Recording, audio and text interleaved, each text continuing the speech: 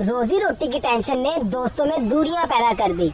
कुछ खुफा हो गए, कुछ जुदा हो गए, कुछ गुमशुदा हो गए और कुछ शादीशुदा हो गए।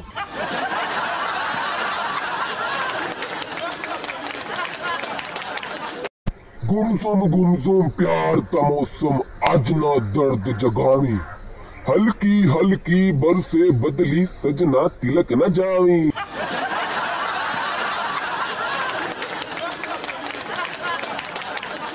कुछ शर्म होती है, कुछ हया होती है, मगर मेरे दोस्त तुझे क्या पता वो क्या होती है।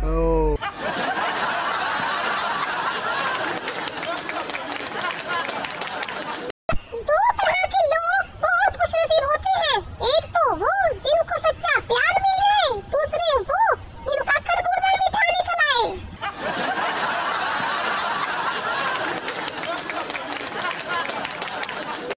जितना मर्जी पढ़ लो, जितना मर्जी रट्टे लगा लो, लेकिन सबक वही याद होता है जो दुनिया सिखाती है।